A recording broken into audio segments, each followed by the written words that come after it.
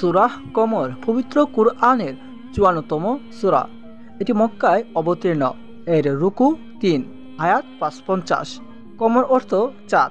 রাসূল সাল্লাল্লাহু আলাইহি ওয়াসাল্লাম এর নবুয়তের সত্য প্রমাণের জন্য কুরাইশরা চন্দ্রকে দ্বিখণ্ডিত করতে বললে মহানবী সাল্লাল্লাহু আলাইহি ওয়াসাল্লাম তার আঙুলের ইশারা করলে চাঁদ দ্বিখণ্ডিত হয়ে যায়। এই সূরায় বলা হয়েছে নূহ আলাইহিস সালাম এর সম্প্রদায়, আদ জাতি, লূত আলাইহিস সালাম এর সম্প্রদায় এবং ফেরাউন সত্যর আমন্ত্রণ পেয়েও তা অস্বীকার করেছিল। এর পরিণতিতে তারা চিরতরে হারিয়ে যায়। এ সূরার শুরুতেই অলৌকিক ঘটনাটি বর্ণনা করা হয়েছে।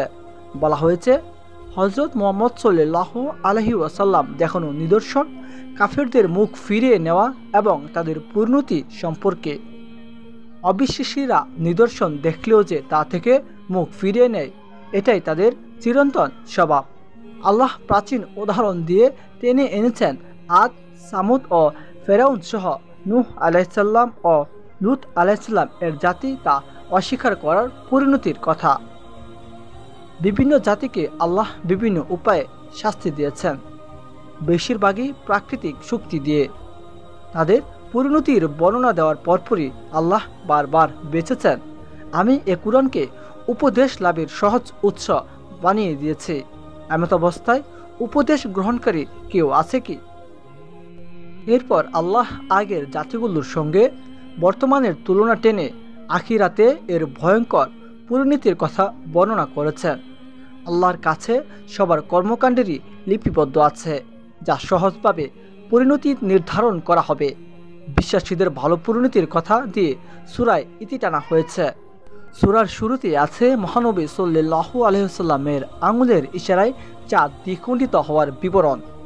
নবীজি সাল্লাল্লাহু আলাইহি ওয়াসাল্লাম তখন মক্কার অবিশ্বাসী ও ইহুদিদের একত্ববাদের দাওয়াত দিচ্ছেন। আবু জাহেলের নেতৃত্বে একদল অবিশ্বাসী ও ইহুদিরা এসে জানালো, মুহাম্মদ সাল্লাল্লাহু আলাইহি ওয়াসাল্লাম যদি চাঁদকে দ্বিখণ্ডিত করে দিতে পারে তাহলে তারা আল্লাহর রাসূল হিসেবে তাকে মেনে নেবে। জিলহজ মাসের 14 তারিখ নবীজি সাল্লাল্লাহু আলাইহি ওয়াসাল্লাম আল্লাহর কাছে দোয়া করে আঙুলের ইশারা করলে চাঁদ দ্বিখণ্ডিত হয়ে যায়। ইহুদিরা ইসলাম গ্রহণ করলেও অবিশ্বাসীরা তার এই মুজিজাকে জাদু বলে আখ্যায়িত করে।